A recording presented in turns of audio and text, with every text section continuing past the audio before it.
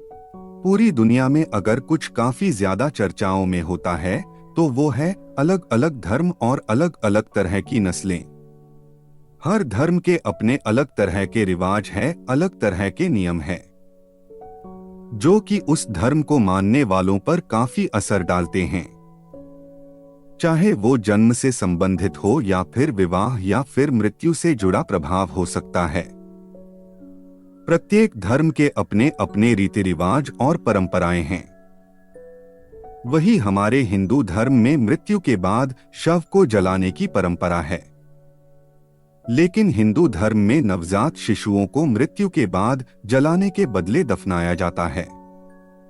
इसके विपरीत हिंदू धर्म में जब कोई व्यक्ति मर जाता है तो उसके शरीर का अंतिम संस्कार किया जाता है। लेकिन एक बात आपने गौर की होगी कि नवजात शिशुओं को दफनाया जाता है। यदि किसी स्त्री का गर्भपात हो जाए या फिर जन्म के बाद 2 वर्ष की उम्र तक किसी बालक या बालिका की मृत्यु हो जाए तो उसे जलाने के बजाय जमीन में गड्ढा खोदकर उसे दफना देना चाहिए और इससे अधिक उम्र के मनुष्य की मृत्यु होने पर उन्हें जलाना चाहिए।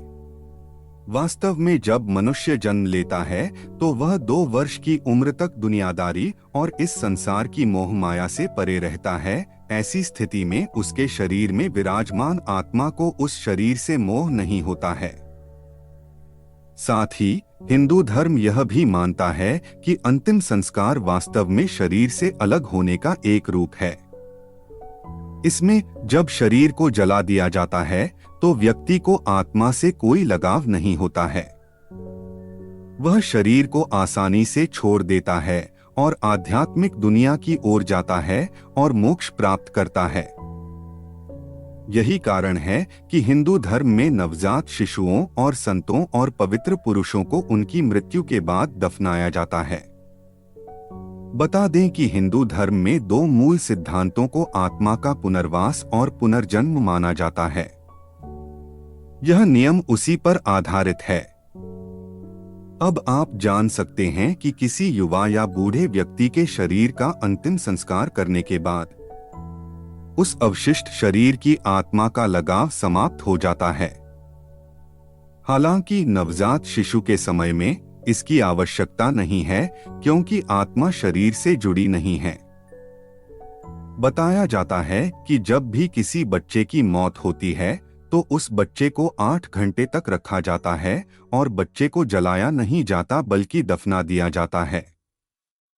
बताया गया है कि शिशु के अलावा संत पुरुष और भिक्षुक को भी मृत्यु के बाद जलाने की वजह दफनाना चाहिए, क्योंकि ऐसा मनुष्य अपनी कठोर तपस्या और आध्यात्मिक प्रशिक्षण के बल पर अपने शरीर की सभी इंद्रियों पर नियंत्रित कर लेता है और पंच दोष यानी काम, क्रोध, लोभ, मोह, अहंकार पर विजय प्राप्त कर लेता है।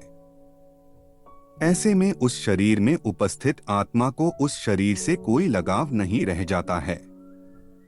जब ऐसे मनुष्य की मृत्यु हो जाती है तो वह बिना किसी बाधा अपने शरीर को त्याग करके परमधाम को चले जाते हैं।